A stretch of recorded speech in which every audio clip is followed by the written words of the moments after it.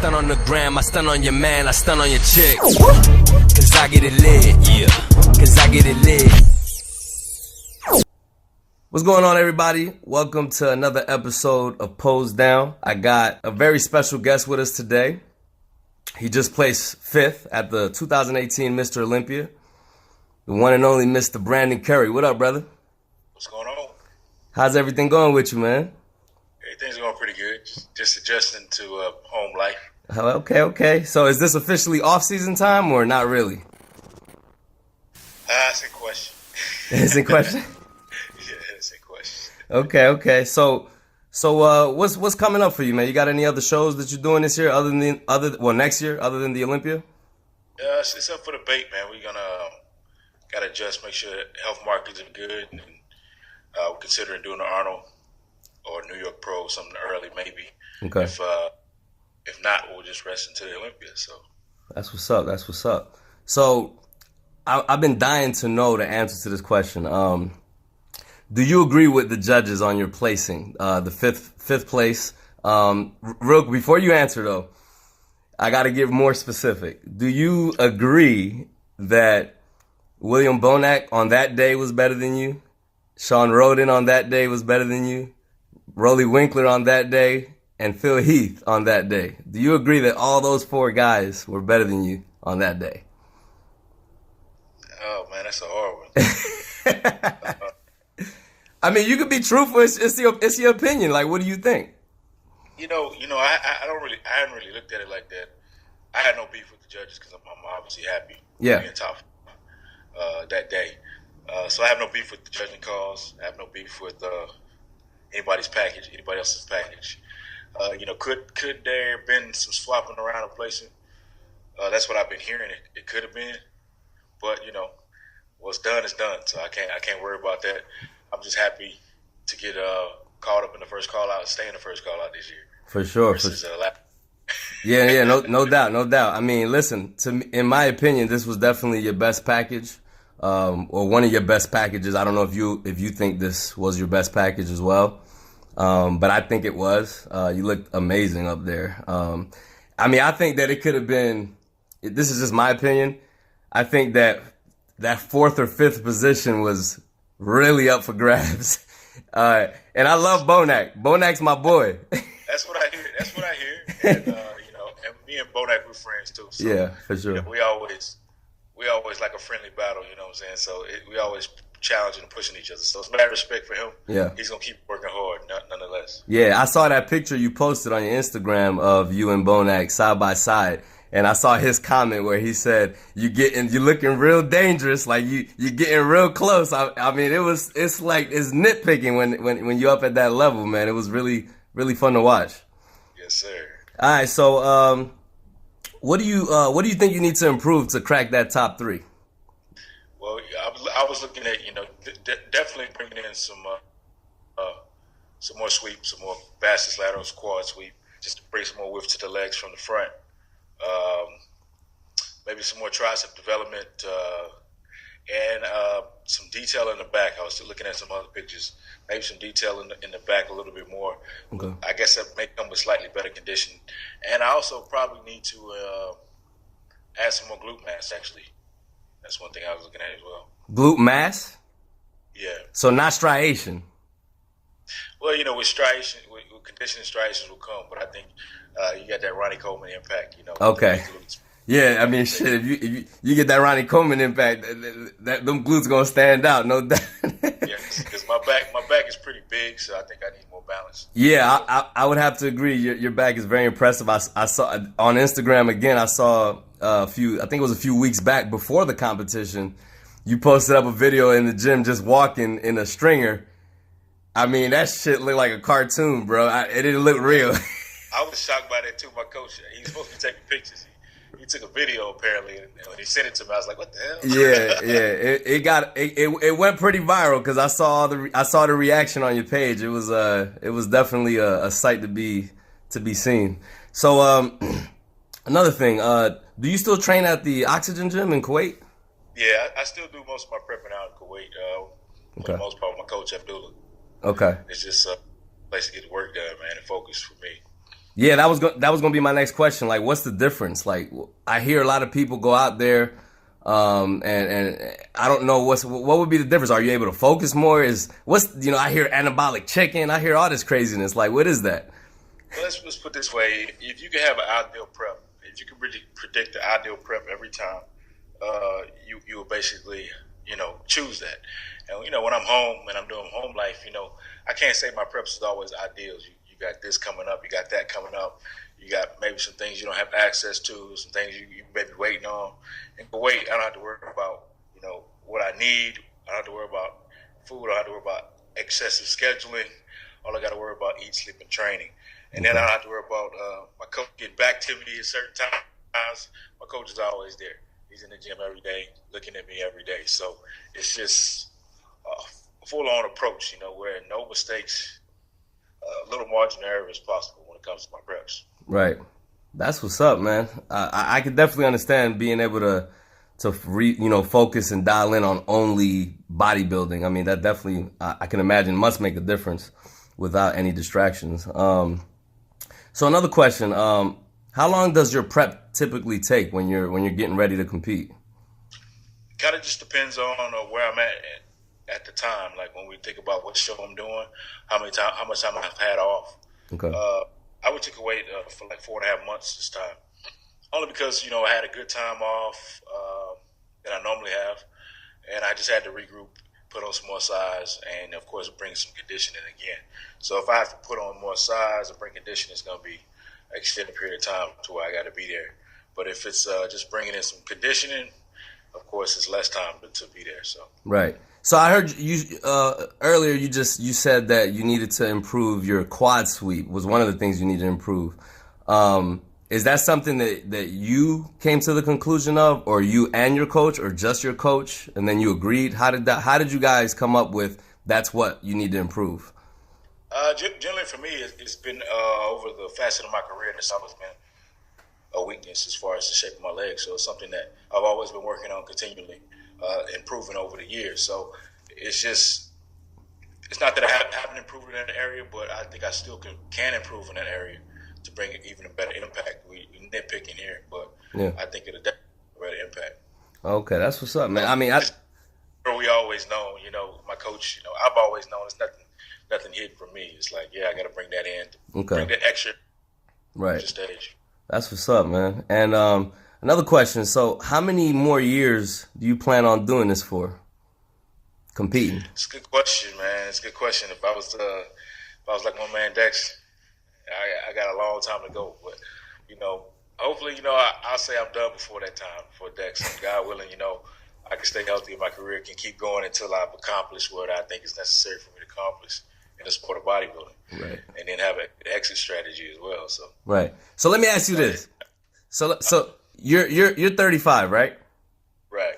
So if you win the Olympia at 43, 44, or 45 years old, the oldest Olympia is 43. I mean, Sean Roden is the oldest Olympian in history. So if you win it at 44, 45, you're gonna retire on top, or you're gonna come back again and try to and try to defend that title. Like, you know what I'm saying? Like, let's say you're 46 and you win. You know what I mean? It would depend on how dominant the win was, to be honest. If the win was very dominant, of course I'd come back. If it was close, I got people on my heels, then I'd have to think about putting in my hat, bowing out gracefully. And you never know. 10 years from now, first place, it could be $1 million. You gonna really not come back? Yeah, well, if the money's that good, you take the risk, bro. Okay, that's what's up. So another question I have for you: who is your biggest motivator, or do you even have a motivator? Like when you get ready to compete or when you're prepping? I don't have a specific motivator. Motivation for me would be, of course, I'm away doing most of my prep, so it'll be like basically spending this quality time away, giving my best effort, giving my best I can, because I'm spending this time away from my family and sacrificing this time. I don't really want it to go in vain. I don't want to look back and say, man, I just wasted time being away when I could have been at home doing the things, with my fam and taking care of business here. Right. So that's my motivation. I don't want to ever look back and say, man, I just wasted up the time. Gotcha. And another something that I was curious to know about your opinion. I wanted to know who inspired you in bodybuilding before you got started. Like, who was it, the guys that led you to want to start competing? Well, I think when it comes to looking back, of course, you look at the magazines back in the day. And I remember looking at Lee Priest in a Twin Lab ad and thinking he had on the cutoff shorts, and he was like, he's looking to the side. He just looked crazy looking. Right. It was crazy looking. And I found out he was like 5'5". Right. He's shorter than me, and I'm short. I was like, what in the world? It was crazy. So I started looking at the bodybuilding more. I remember seeing Sean Ray, Kevin Lerone. I remember being really critical of Ronnie back in the day when he was winning. Looking back, I don't really know why, but it was like, Okay. I guess because he was the champ. Right. And then I remember the first picture I saw of Sergio Olympia in the magazine with the pool cube. Yes. With Rolex. Yeah. I took that out the magazine and put that actually on my mirror. I thought that was one of the coolest photos ever. So those guys, just really inspired me to go compete. And then when I saw Ronnie Coleman in 2006, I was actually at the Olympia. Mm-hmm. Lost the title in 2006. That's what really pushed me into actually taking bodybuilding seriously, because I thought I saw the impossible happen. First of all, I wasn't even supposed to be there at the time, and I didn't expect it to happen. So that, as fate would have it, I was like, man, I'm here. I get to see this. I think this was what I was supposed to be doing. So I pursued bodybuilding really hard after 2006, and by 2007, I was a household name in the sport of bodybuilding as an amateur. Yeah, that's what's up, man. Well, listen, man. Oh, I noticed. I saw something else on your Instagram. I saw, because you seem to be a real family man, and I really like that, and I appreciate that. Like when I'm looking at you and I see how much of a family person you are, like you're very, very proud of your kids. Oh, hang on, I think we lost them. I got you back. So the last thing I was gonna say was that, I don't know if you heard me. Something that I've noticed about you that I really admire and I respect and I appreciate is you seem like a family man, and you're very proud of your kids. You always posting a lot of most bodybuilders only post bodybuilding stuff. Like, that's all you ever see on their social media. And yes, you post bodybuilding stuff because that is your career and that is a part of you. But you also post your kids a lot and their successes and what they're accomplishing. And I saw in your stories your kid Maximus, right? I saw you put that he's top 14% in one area and then top 8 in math or something like that. Yeah, top 6 in math, 14% in language. Yeah, man. I wrote you and I was like, man, like, I'm not a father, but that's got to be an incredible feeling. Like, probably even that's got to be an even more happy feeling inside than even if you were to ever place first at the Olympia, right? Well, it's one of those things. It's like, you try to control, how your kids come up and what they do and the success and how they look at the world. Mm. But, you never know how effective and how things are working until they actually start to blossom and grow up and do things and accomplish things. So just seeing, my kids be well balanced, as far as athletes and in the books, that's big for me, because I was taught the same thing. My mom was on me about applying myself and always, making sure I made the grades. Right. And then of course I had the athletic drive to be a good athlete as well. So right. It's just something that it's good to see. Definitely my sons carry it. Yeah. And it's just, and when you know that they got a gift or something, and they're smart, and then you see the fruits of it, and you say, oh man, it's right, because he was in a different program at one point in time, and some teachers were like trying to put him down, like trying to take his confidence. Wow. He knew he was very intelligent because the previous year he was in all these accelerated programs. So he just went to a different school, and they tried to put him in a box. Yeah. And so he left that school, unfortunately, and he went to another school and he started to accelerate, and they actually could notice like his talents. Right. So it's one thing to have like some gifts, and nobody noticed, but it's nothing to be noticed and be rewarded for it. So I'm just happy he's in an environment where he can be rewarded. We can see the fruits of his labor, and we can just see his talents, man, and see his natural abilities, man. It's really yeah, that's awesome, man. Like I said, I'm very, very, very like I admire that about you. And another thing that I wanted to know was, do you want them to bodybuild in there when they get older, or it's up to them? You don't really care if they decide to do it.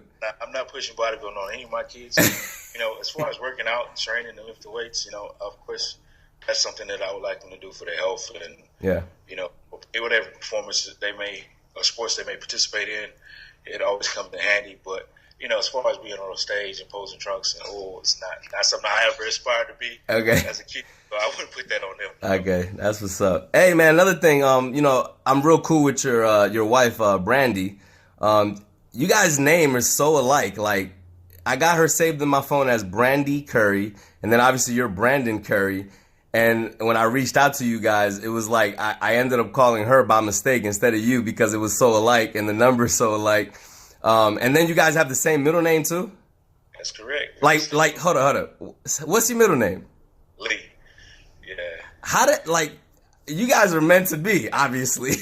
Yeah, we found that out. When I was in high school, she was actually leaving, going back to Hawaii, and I met her at the airport.